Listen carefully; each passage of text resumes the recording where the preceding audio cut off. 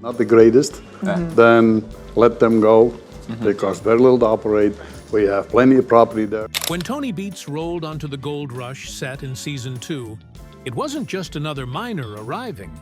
It was the moment chaos met expertise. Massive dredges, a thick Dutch accent, and a temperament as explosive as the Yukon itself announced the arrival of a man who would change the game forever.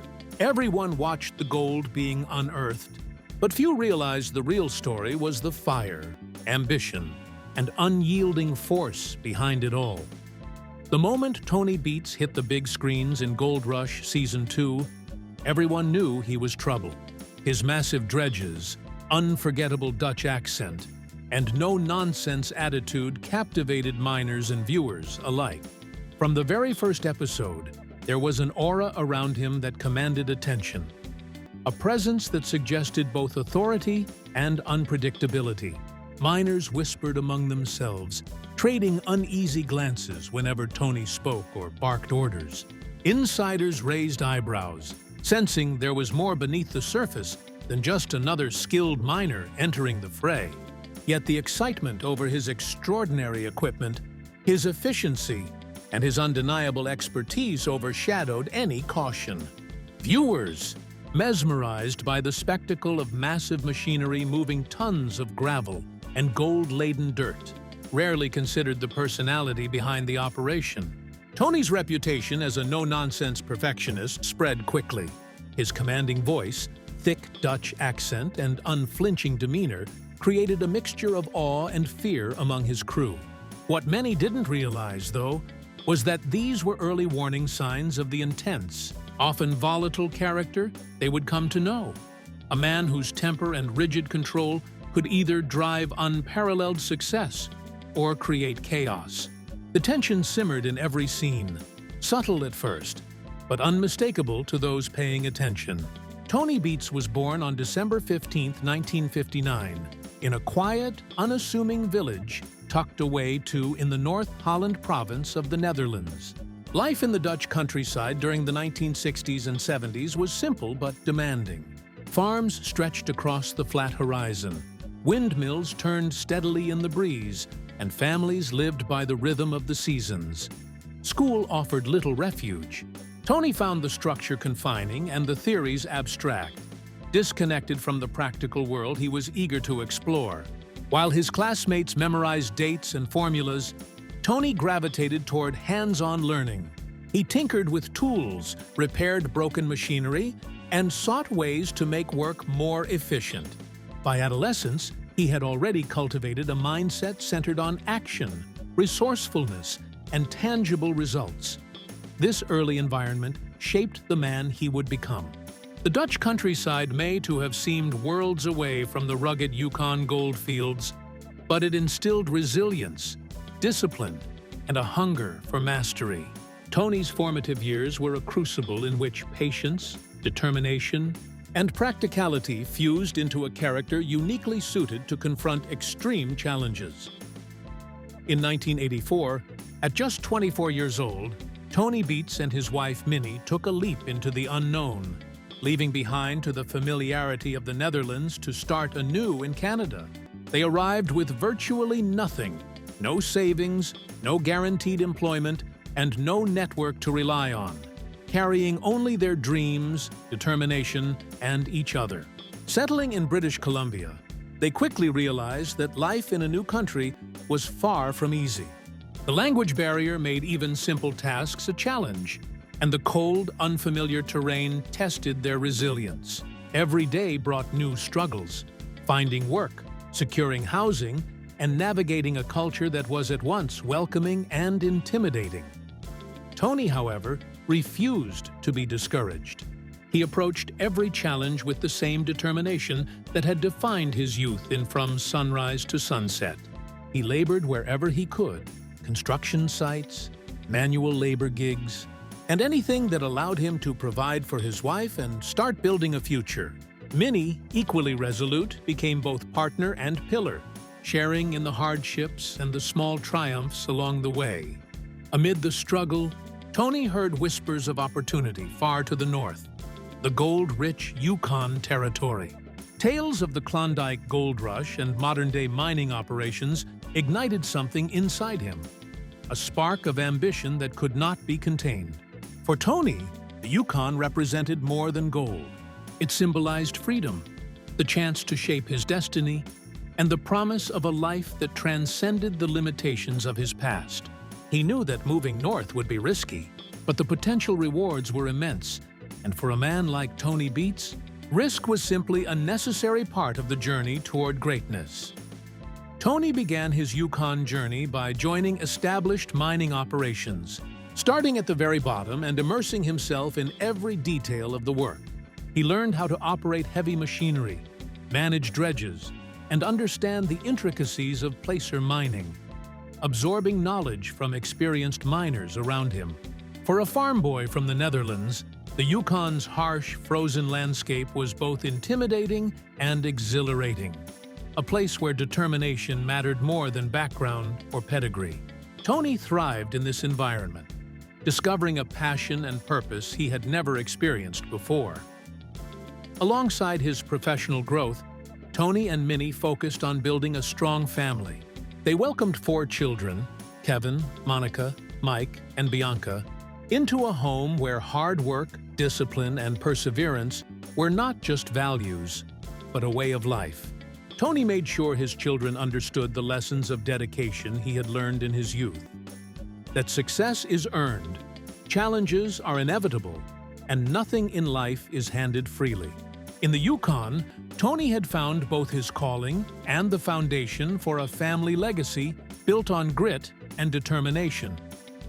By the time Gold Rush came calling in 2010, Tony Beets had already transformed from a determined farm boy into a seasoned, formidable Yukon miner. He owned multiple mining claims and an impressive fleet of massive equipment, each piece a testament to years of hard work, technical skill, and unwavering determination. His reputation in the Klondike was well earned. Other miners respected him, some feared him, and all recognized his expertise.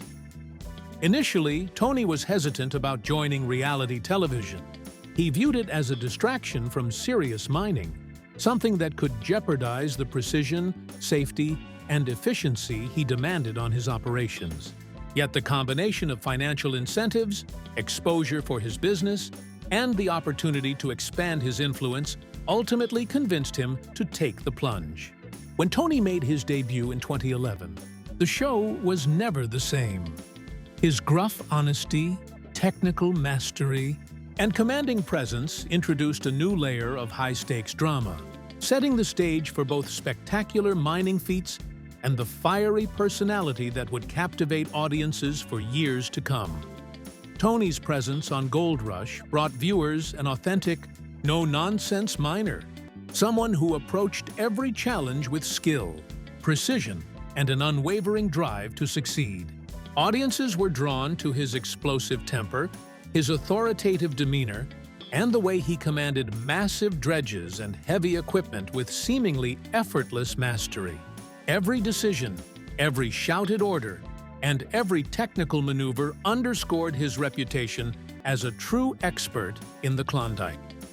The exposure from television significantly boosted Tony's business.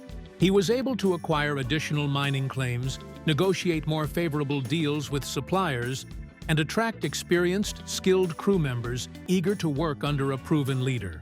Yet with fame came scrutiny, legal troubles, heated disputes with family members, and tensions within his crew became part of the public narrative, scrutinized by both fans and critics. In October 2014, Tony's legal troubles began in dramatic fashion when a crew member, acting with Tony's approval, set a dredge pond on fire in Yukon, a reckless stunt that violated environmental laws. Though Tony eventually paid the $31,000 fine, the incident exposed a deeper truth. Tony believed rules only mattered when they affected his finances. His mentorship with Parker soon turned contentious, revealing his difficulty collaborating with anyone unwilling to submit fully to his authority. Even his own sons felt the strain, with Kevin ultimately walking away from the family operation temporarily. Frustrated by the relentless pressure and impossibly high standards imposed by his father, Tony's approach extended far beyond his family to his entire crew, many of whom operated under a delicate balance of fear, respect, and financial incentive. What Tony framed as tough love often crossed into what some would call workplace abuse, with relentless pressure, constant criticism, and high expectations pushing even experienced miners to their limits. Family feuds, particularly with his sons Kevin and Mike, laid bare his controlling tendencies, fueling both personal and public drama.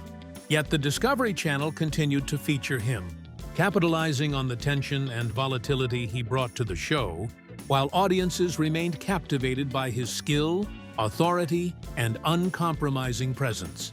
The Discovery Channel expertly transformed Tony's explosive personality into prime-time entertainment, skillfully highlighting conflicts, dramatic outbursts, and high-stakes mining operations.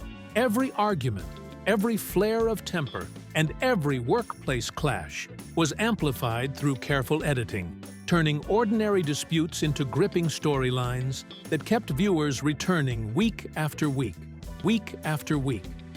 Tony's brand became synonymous with unwavering grit, relentless determination, and uncompromising drive, qualities that commanded both admiration and fear. Gold Rush evolved from following a single inexperienced crew into a sprawling franchise spanning Alaska, Yukon, and beyond. As the show expanded, miners like Parker and Rick Ness emerged as prominent figures, showcasing their own expertise and ambitions, while the Hoffman crew navigated multiple locations in search of success. The network capitalized on the growing popularity by creating spin-offs, extended content, and streaming options, offering fans even more access to the drama and high-stakes action. By season 15, mining operations had transformed into massive industrial-scale endeavors, reflecting not only the cast's growth and ambitions, but also the evolution of Gold Rush into a long-running, highly influential reality television phenomenon. Tony Beets' name became synonymous not just with gold mining, but with perseverance, audacity, and the relentless pursuit of success in the modern Yukon Gold Rush. Despite his flaws, his explosive temper, controlling nature, and relentless demands, Tony's leadership, technical expertise, and unwavering determination shaped his family's future and left a lasting mark on everyone who worked alongside him. Beyond the televised drama, legal battles, and family conflicts lies a story of legacy, adventure, and human endurance in extreme conditions. Tony Beets may be a man of contradictions, unyielding yet inspiring, harsh yet brilliant. But one thing is certain: his legacy in the Yukon goldfields and on reality television is carved as deeply as the trenches he's mined. Behind the drama, the family feuds, and the explosive temper lies a story of perseverance, ambition, and the relentless pursuit of success. A story that continues to captivate and challenge anyone daring enough to follow in his footsteps.